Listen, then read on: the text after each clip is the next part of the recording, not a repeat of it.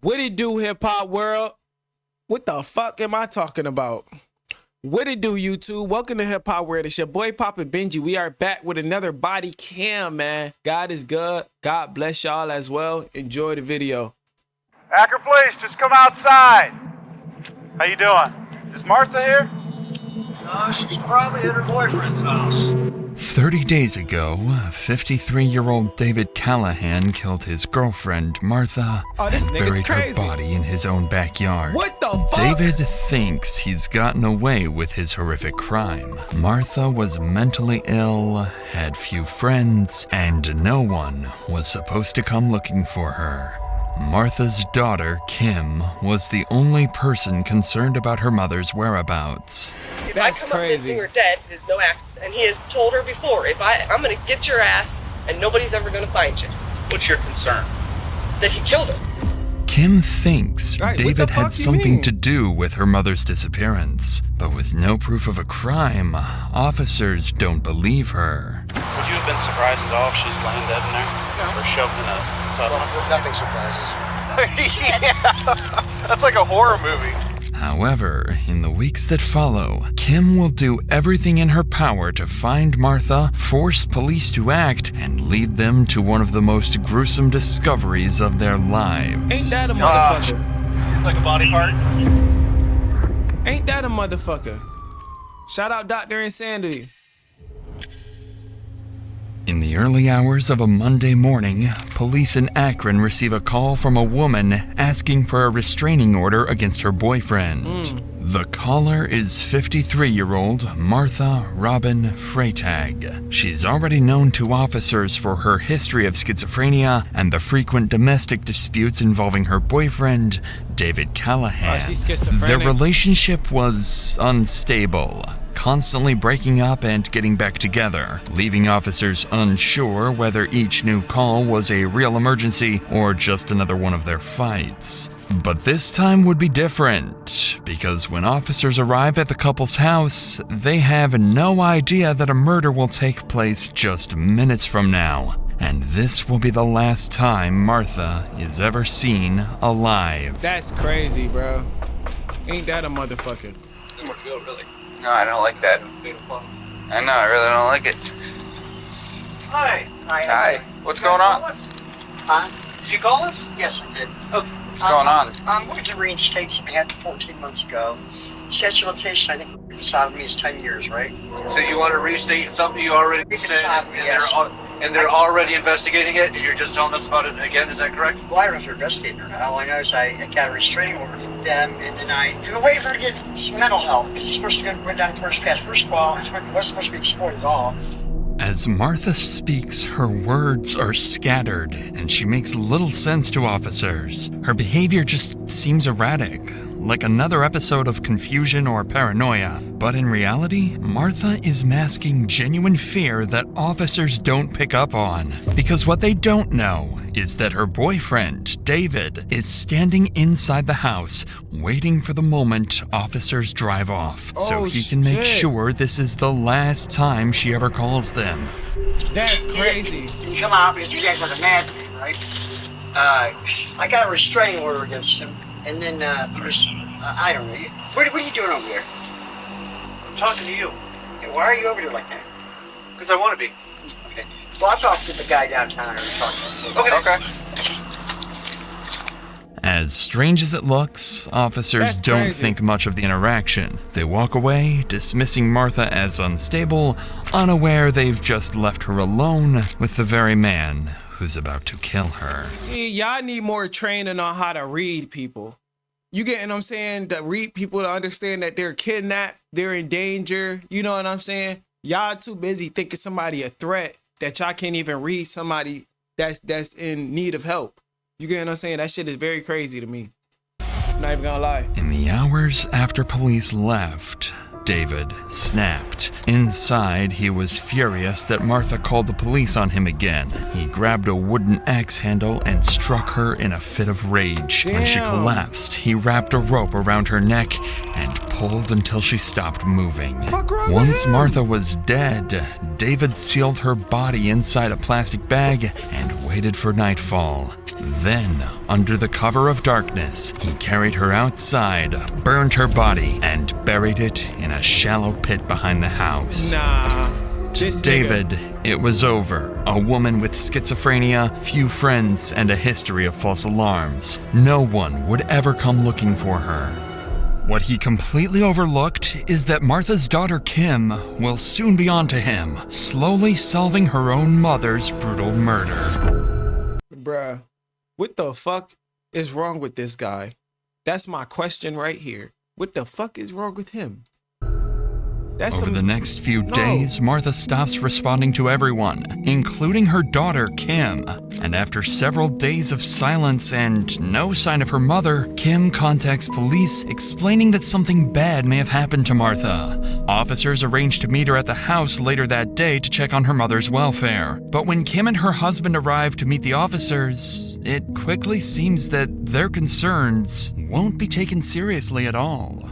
Neither is a cousin of ours. She calls all the time. Her brother that she calls all the time. Nobody's heard from her. She lives here? Yeah. Have you been in?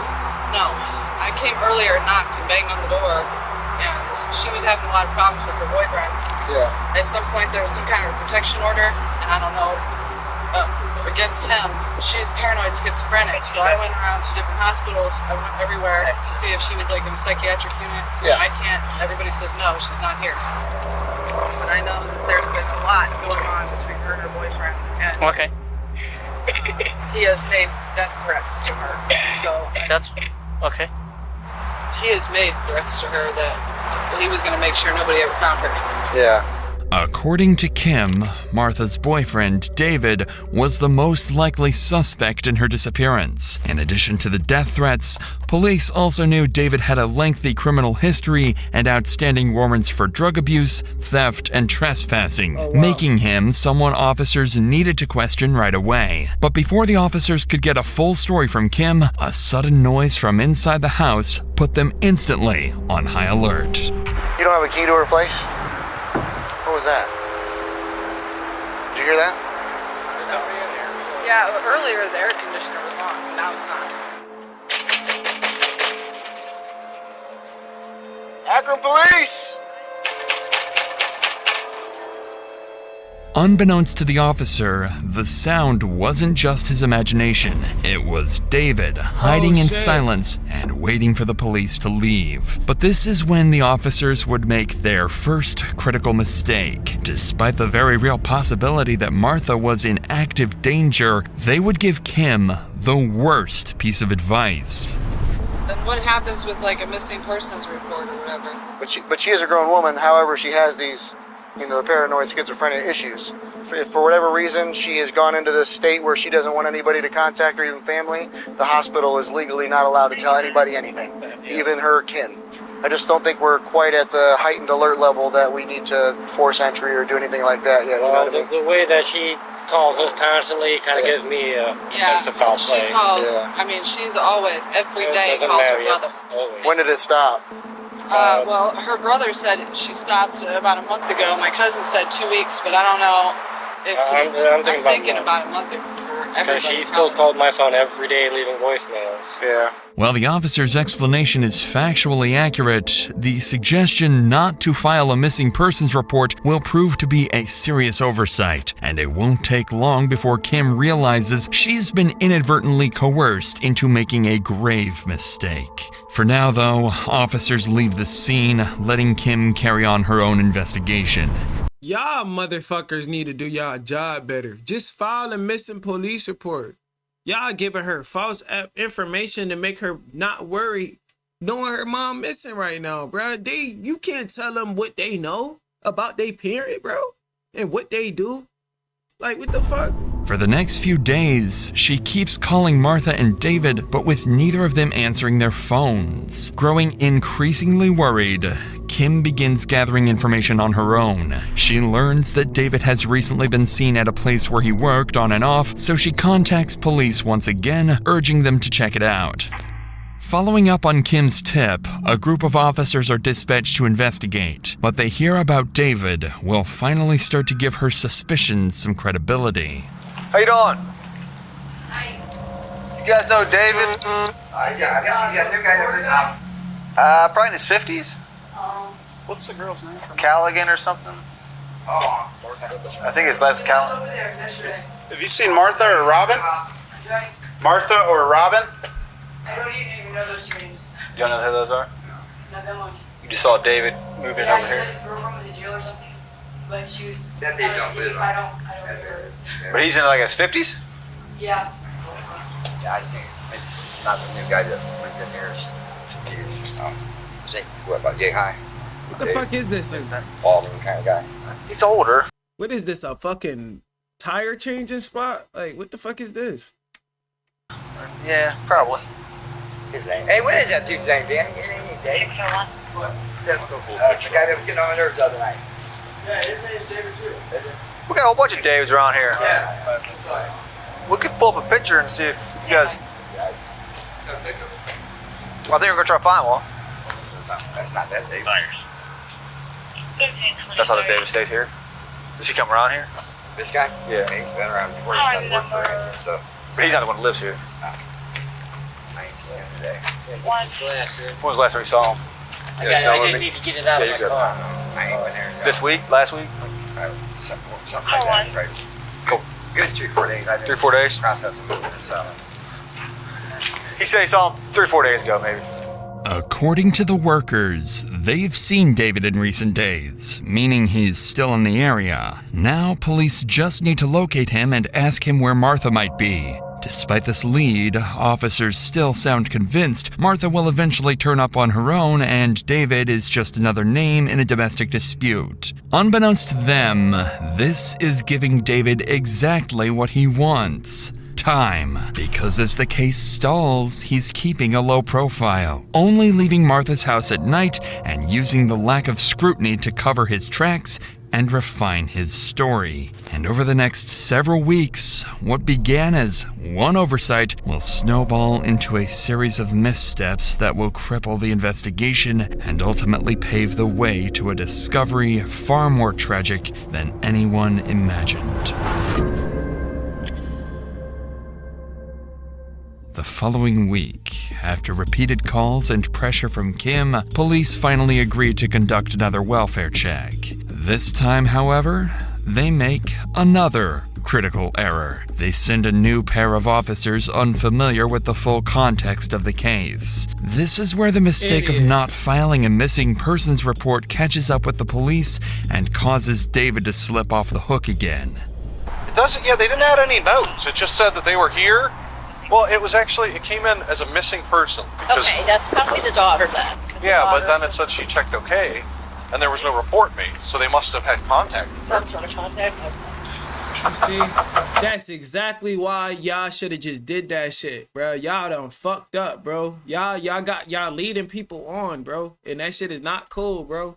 You get what I'm saying? Especially if somebody parent is fucking missing, bro. Like, what the fuck do y'all got?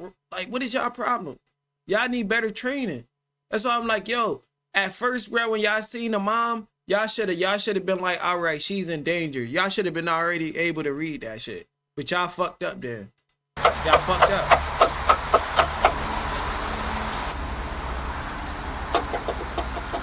If it came in as a missing person, they cleared it without a report number. That means they determined where she was at. Exactly. That's what I was.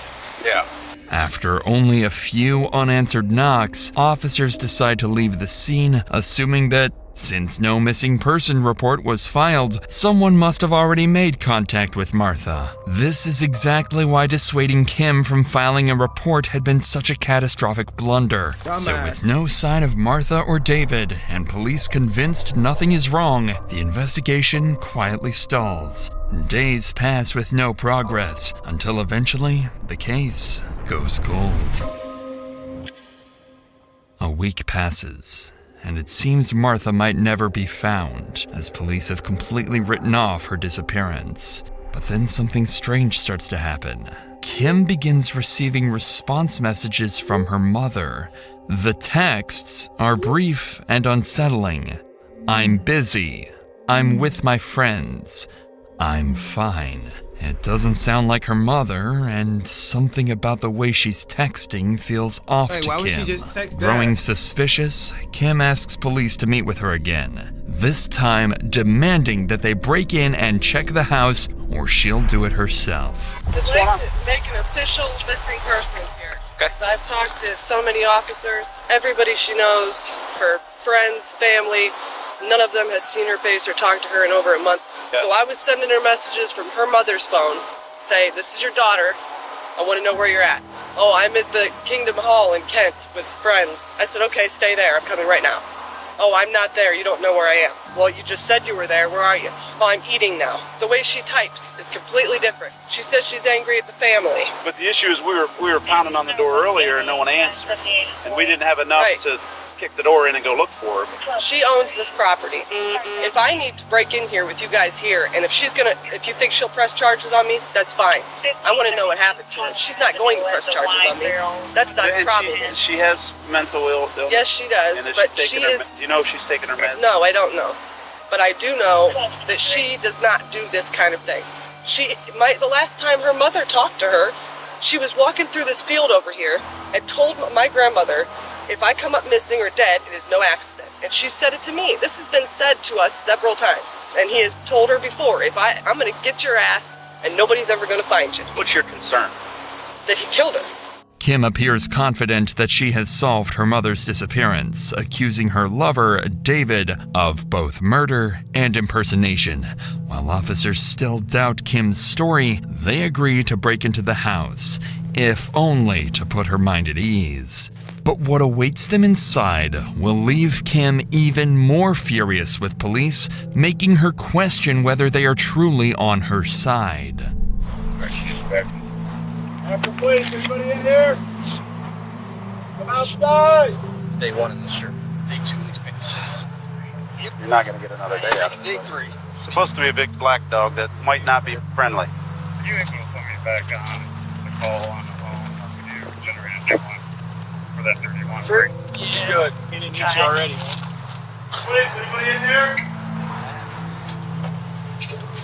Ask the police! Somebody's been here, because the bell's taken in, Oh, he's been here. The question is what he did to her. Not a single pair of her shoes anywhere around here.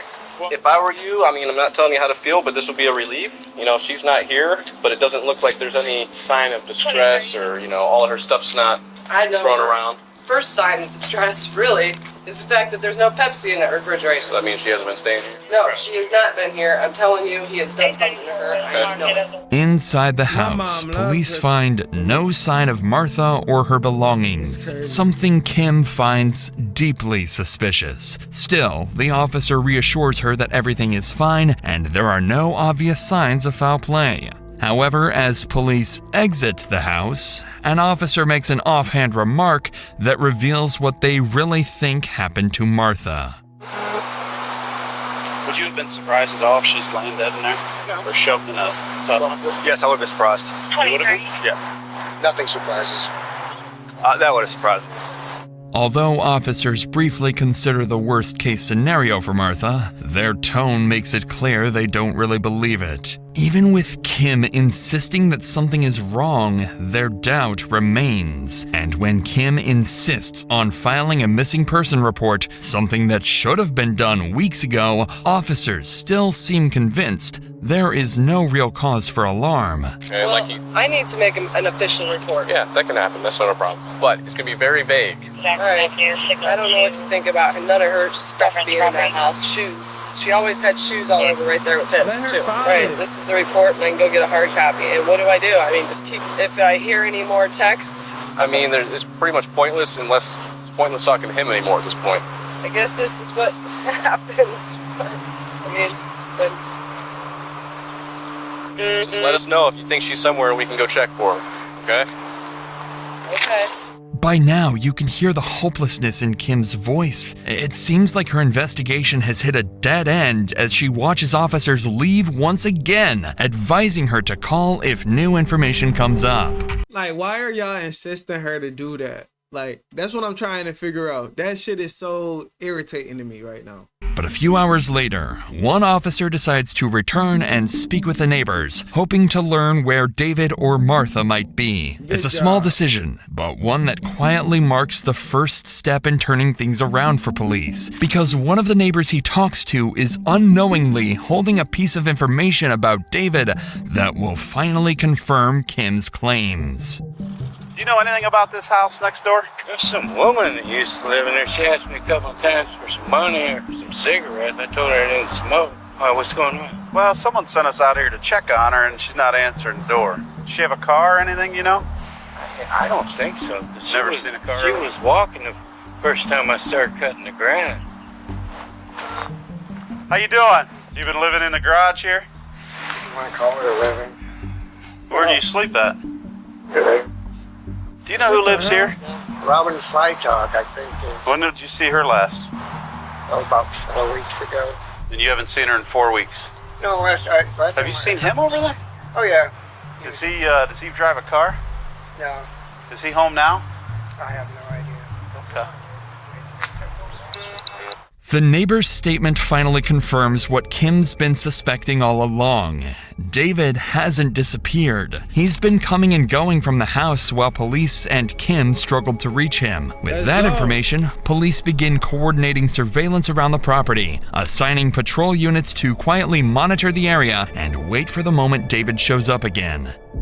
2 days later, the opportunity finally comes when officers spot a car parked beside the house, the first sign of activity in days. They approach carefully, hoping to finally make contact with Martha and put Kim's fears to rest. However, the person they're about to find is the very suspect they've been unknowingly helping all along. But before we get to that, you know those days where you just can't get anything done and nothing you try fixes it?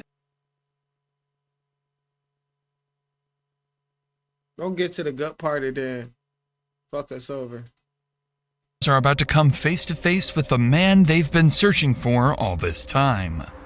Akron Police, just come outside. How you doing? Is Martha here? She's probably at her boyfriend's house. What's your name, bud? David. David. David Callahan? All right, come on down here for me. Why do you think she's at her boyfriend's house? That's where she stays most of the time. Where's that at? I don't know. I don't even know who it is, really. Are you the only one here?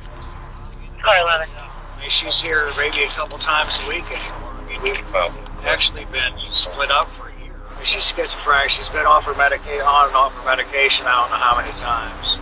This is David Callahan, Motherfucker. the man Kim had been desperately trying to warn the police about. According to him, Martha was not at the house, but at her new boyfriend's. But now David is about to surprise the officers, explaining why they shouldn't necessarily take Martha's family's word at face value. I guess her daughter's fighting again. 604 to computer.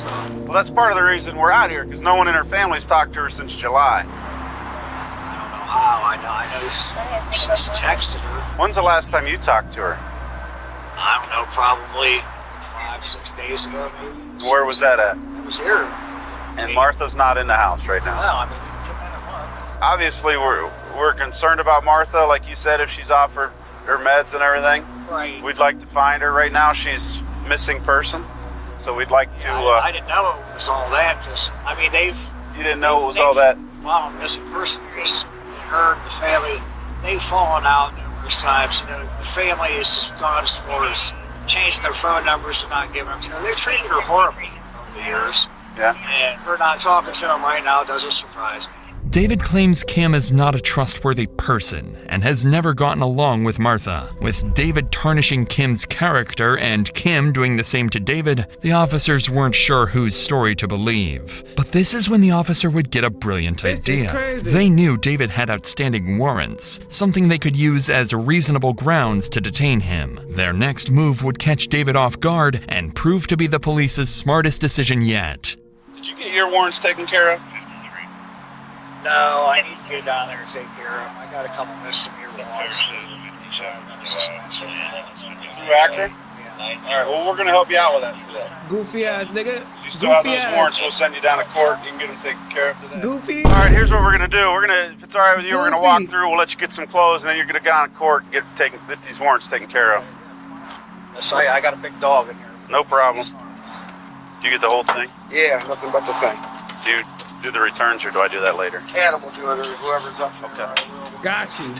Following his arrest, David is transported to the station and placed in jail, but not for murder. The only thing holding him there are his unrelated warrants. For investigators, this is a temporary win that will quickly turn into a problem. Because despite finally having David in custody, they know their case against him is painfully weak. There's no body, no confession, not even physical evidence proving Martha is dead. Damn. Weeks of police inaction and hesitation have left detectives with little more than suspicion, and time is running out. So to make up for it, they decide to hold David as long as legally possible under the existing warrants, hoping they could buy themselves time to rebuild the case and find something concrete. Detectives don't know it yet, but the clue they so desperately need to solve the case won't come from their investigation, but from Martha's own family. Oh shit.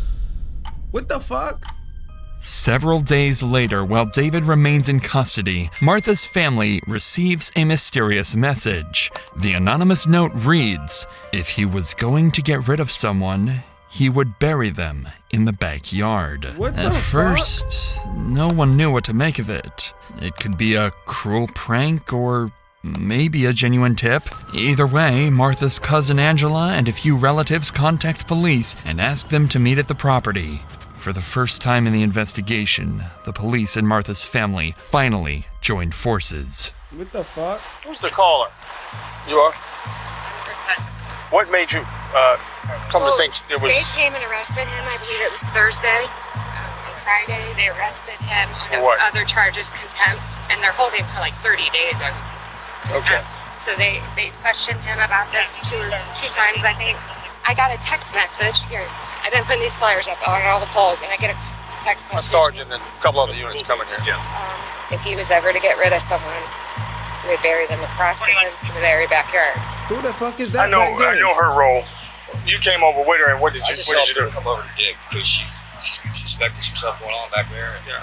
Nigga, you ain't about to dig something? There's something there. Yeah.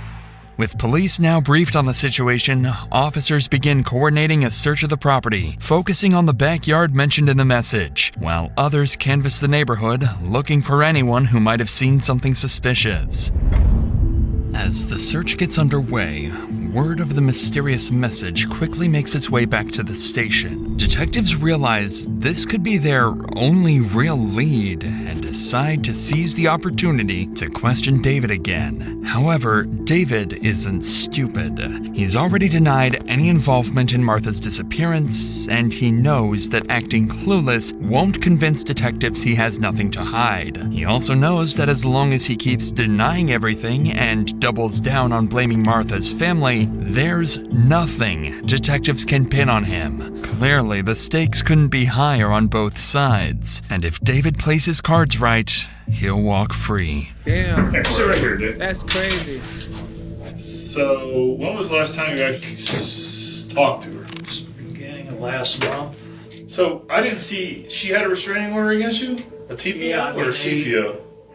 It's a temporary one. TPO? It lasted like 6 months, I think. Did you get arrested? Because you... No, here's the thing. Yeah, explain she's called the cops on me half a dozen times, and I've never raised a hand to her. She's never had a scratch on her. Any report you would read will tell you the same thing. She gets mad and I leave. She thinks I'm out humping everything, the pulse out there. That's you ain't getting no coochie. That's just why she originally got mad at me. She just fucking lying. And I just felt, leaving a day or two at a time, would just calm everything down. And it normally did. I mean, we've always worked things out, but I don't understand why she's not back around. I really don't. I mean, we've had problems over the years. Like I said, we've been together since 2002. Sure. Everybody has problems. Yeah, everyone's got problems. That's for damn sure. So then I guess your theory is, Dave, that she's staying with whoever she's dating, this new person, not at the house. Is that what you're saying? As expected, David sticks to his story, insisting Martha is with her new boyfriend in Florida, but David knows exactly what he's doing. Realizing detectives have little evidence to work with, he decides to take control of the conversation and tarnish Martha's character, paint her as unstable, and dismiss her disappearance as the result of her own mental state. Detectives can't push back without proof or a body, and every minute they let him talk, he builds a stronger defense for himself, one that might just help him walk free in court. I believe she's relapsed on, back to smoke crack again. Because, I found paraphernalia at the house. Tomorrow's her birthday. I tried, 3 or 4 times over the last couple of years to get her the 3-day evaluation or whatever they call it. Yeah. The police would come out, the paramedics. She'd be standing on the porch, screaming at them, screaming at me. They told me she don't fit the criteria for the evaluation. Well, what does? Can't be homicidal. So she have to stab me in my sleep or do something, really crazy? Yeah. And they say, well, she's an adult, we can't take her medication, so why don't you leave? Though it didn't sound like her and Kim had some problems too. Absolutely. They would go months on end without speaking to each other. It was at one point, Robin didn't even have a phone number to talk to her mom and dad or her for periods of time. Yeah, no, you're absolutely true. I sensed they had some hard times now and then, and it sounded like she communicated with her a lot through her Facebook Messenger. The mention of Martha's Facebook messages clearly catches David off guard. He's surprised that detectives even know about them, unaware that Kim already accused him of impersonating her mother weeks earlier. But that isn't the only surprise waiting for him. Detectives have been holding something back, evidence they saved for this exact moment. When David was first arrested, police recovered Martha's phone from inside the house, along with several of her security checks that he'd allegedly withdrawn. So with David already on edge, detectives decide to push their advantage and confront him with what they claim is hard evidence. It's a risky gamble. If they push too hard, David could demand a lawyer and shut down the interview entirely. But if the pressure works, he might finally slip, contradict himself, or even confess. That's the only 2 options he got. They getting warm on this shit. I ain't even gonna hold you. This shit's some good shit right here. Yeah, obviously her family's real worried about her and loves her a lot, and I can see that you love her a lot, right? Yeah, absolutely. Well, Dave, I think there's some little piece missing here, bud. That's what I think. And I think you'd feel better if you just told us what it is. I don't know. I don't know what to say. Well, I think there's a little bit more to the story, Dave, you're not giving us. There's nothing else I can tell you. I've told you everything I know. I don't think you told us everything. Okay, well, I have. Don't you think you'd feel better if you told us the truth, Dave? Let it go and... You're not going to be able to celebrate her birthday tomorrow, Dave. There's some pieces missing to your story, Dave. And as you know, that is your girlfriend, the love of your life, Robin's handwriting. That is September, where you paid the rent so we can keep up this farce that Robin is still around. Tell us the part about being on her phone, pretending that you're her. Oh, God. Tell us about that. I don't have her phone. Where's her phone? I don't know. You know where her phone is. No, I don't. We found it where you put it. Why don't you just tell us the truth of what happened? You'll feel better. You guys share a bedroom? I don't have a phone. Did you guys share a bedroom? At one time, yeah. Needless to say, David is starting to visibly get worked up over the accusations. He's defensive, irritated, but still talking. Luckily for detectives, he doesn't seem close to shutting down or asking for a lawyer, but they can tell they've pushed the limit for now. If they press any harder, the interview could end before they get anything useful. So detectives decide to take a break, let David step outside for a smoke, hoping it will calm him down and make him more willing to cooperate when he returns. Yo, we got an hour In the left. meantime, back at Martha's residence, officers continue coordinating the backyard search and canvassing the neighborhood for anyone who might have seen or heard something useful. That's when a familiar face approaches one of the officers. The same neighbor from days earlier who'd reported seeing David coming and going from the house. Nigga, he been sitting there that whole time y'all was searching. Y'all wasn't paying attention? This time, he shares a chilling detail about the days following Martha's disappearance. They moved into a fire pit back there of some sort. Right. But, you know, I didn't even know she was missing until a few days ago. I mean, had you noticed any activity by anybody back there in the backyard recently?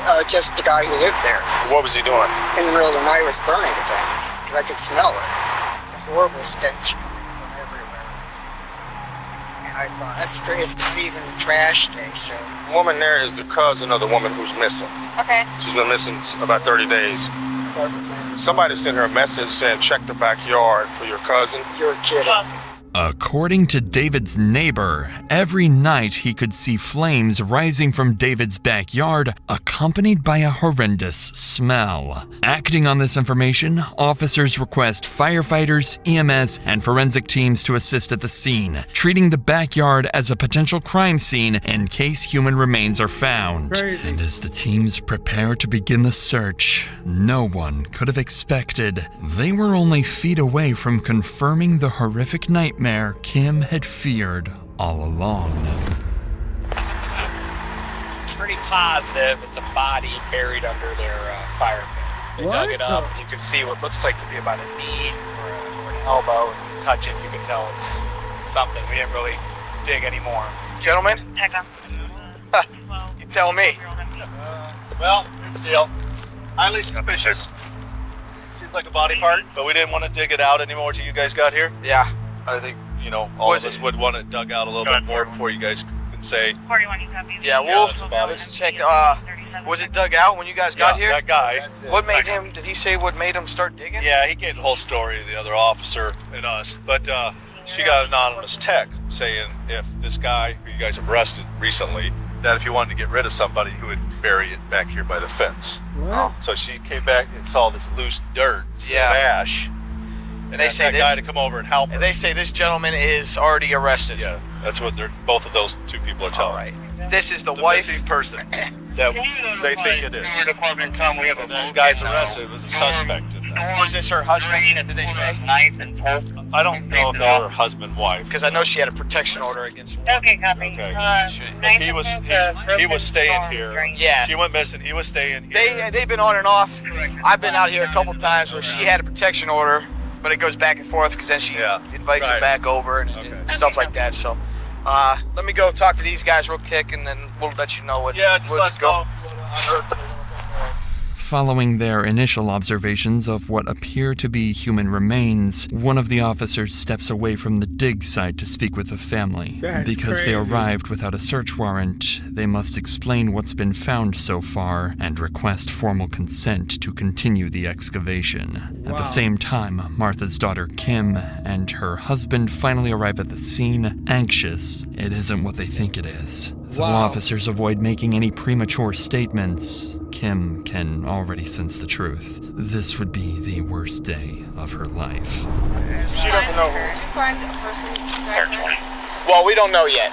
Okay, so we're not saying yes and we're not saying no. Okay, we don't know. Okay. Have you been on scenes like this before? How do you not know? I can't wait to know. Listen, well, we don't want to. What we're saying is, we don't want to contaminate anything. Will I be told as soon as they know whether or not there's a body back there of a person? Well, they have a whole process they have to go through. To tell me if they found a person back there? Yeah. They would know, I mean, wouldn't they? Not necessarily. Kimmy, look, there's about a piece of this thing that was uncovered. I'm just saying a piece of some plastic or something. That's what we saw first. Hello, honey.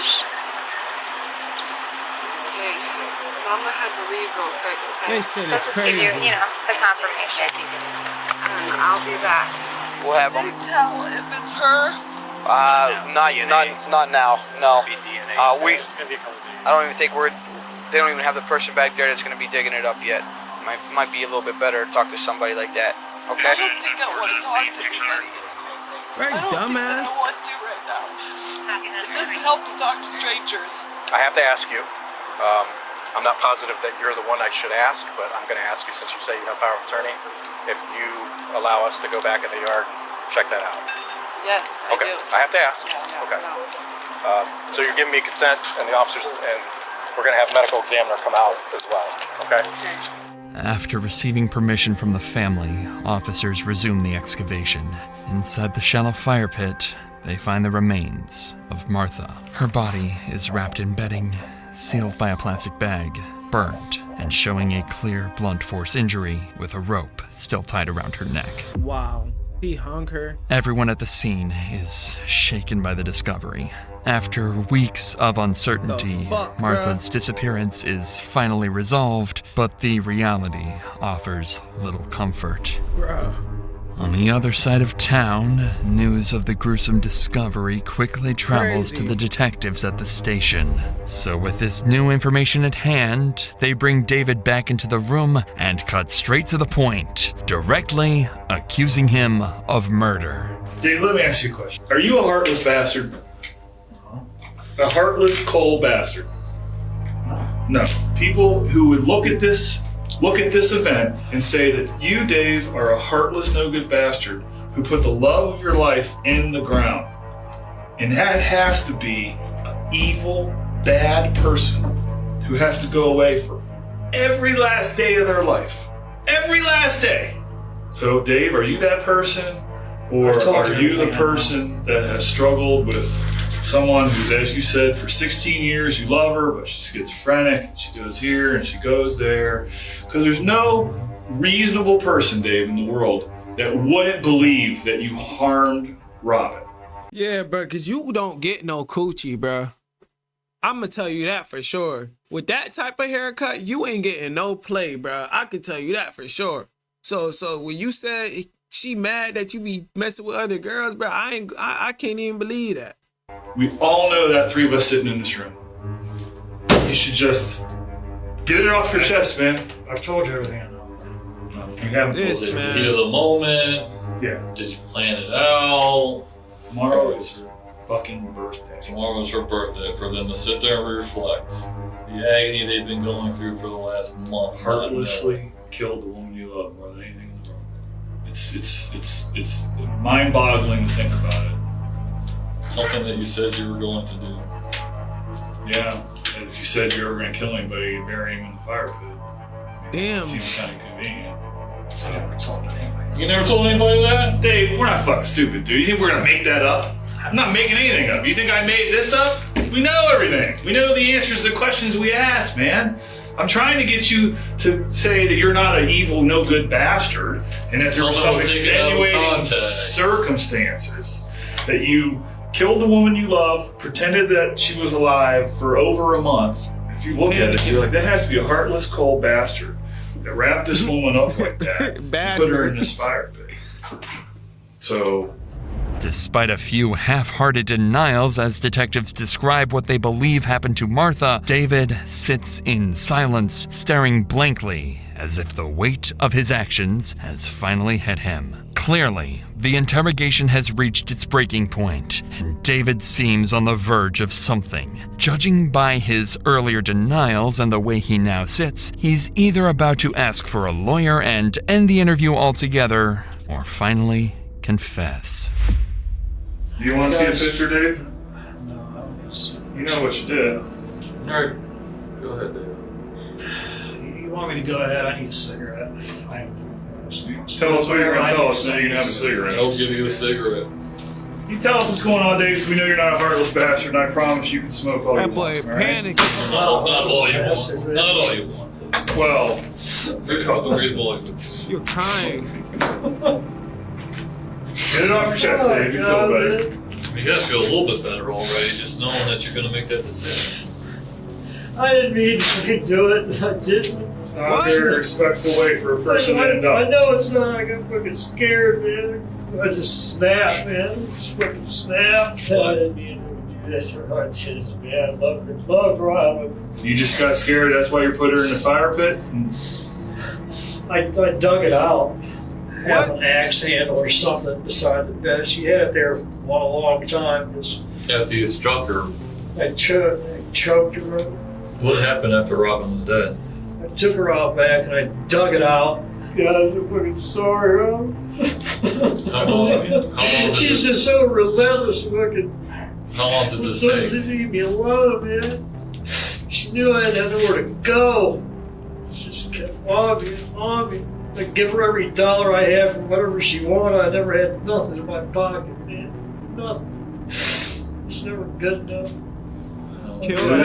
I didn't plan on this to happen. I tried to work it out so bad with her. I really did, man. Spur of the moment. After hours of questioning, David finally breaks and admits to murdering Martha. In a fit of rage, he struck her in the head, strangled her, then carried her outside, burned the body, and buried her in the backyard. As David sits in the interview room, crying and claiming to regret what he did, detectives can't help but think about how easily this could have been prevented, how many warnings were missed, and how many chances they had to save Martha before it was too late. With his confession secured, David is taken into custody, where he's formally charged and set to spend a very long time behind bars. Sad, bro. Hey, just to let you know, they talked to the prosecutor. For right now, you're going to be charged with murder, abuse of a corpse, and tampering with evidence. Dumbass. Don't sit there like that, dumbass. You know what the fuck you did? No remorse for you. No feelings for you, fucker. No feelings for you, fucker. Not at all.